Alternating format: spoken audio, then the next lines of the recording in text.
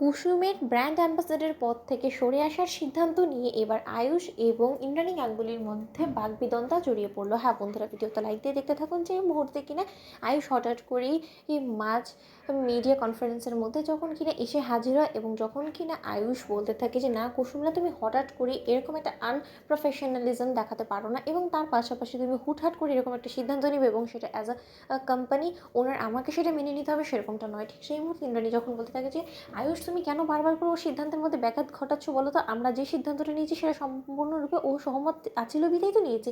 ঠিক সেই মুহূর্তে আয়ুষ যখন কিনা প্রেস কনফারেন্সের মধ্যে কোনো কথা না বলতে চেয়ে যখন কিনা আয়ুষ বলতে থাকে যে মা, আমি তোমার সঙ্গে একান্তে কিছু কথা বলতে চাই।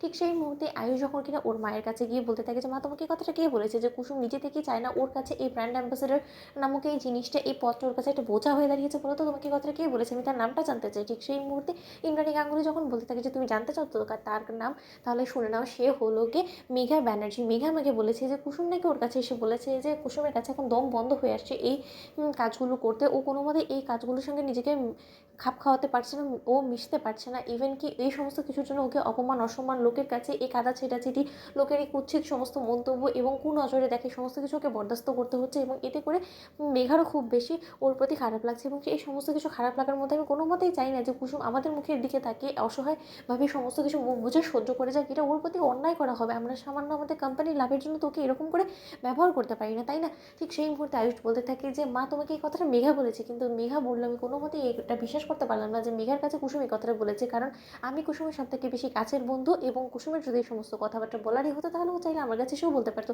কিন্তু আজ অব্দি যখন কুসুম এই কথাটা আমার কাছে এসে বলেনি, তাহলে আমি মেঘার বলা কথার উপরে কোনো মতে বেস করে আমি কুসুমকে এই সিদ্ধান্তটা অন্তত নিতে দেবো না। এবং আমি হরপ করে বলতে পারি যে কুসুমের এই সিদ্ধান্ত যে ও ব্র্যান্ড অ্যাম্বাসেডারের পর থেকে সরে দাঁড়াবে, এর পরবর্তীতে আমাদের কোম্পানিতে রীতিমতো ধস নেমে আসবে, এবং আমাদের প্রোডাক্টের যে পরিমাণে চাহিদা ছিল সেটা বাজারে সম্পূর্ণরূপে একদম মিশে যাবে মাটির সঙ্গে। মা, এটা তুমি মিলিয়ে নিও। ঠিক সেই মুহূর্তে ইন্দ্রাণী গাঙ্গুলি যখন বলতে থাকে যে আয়ুষ, আমরা গোটা জীবন তো কুসুমের উপরে নির্ভর হয়ে থাকতে পারবো না, তাই না? আমাদেরকে একবার না একবার তো কুসুমের উপর থেকে সুইচ করতে হবে। তখন আমরা অন্য কাকে বেছে নেবো বলো তো? বারবার করে তো আমরা কুসুমকে ক্যান্ডিডেট হিসেবে বেছে নিতে পারবো না, তাই না? তাহলে এক না এক সময় যখন আমরা সুইচ করবো তখন আমরা কী করবো বলো তো?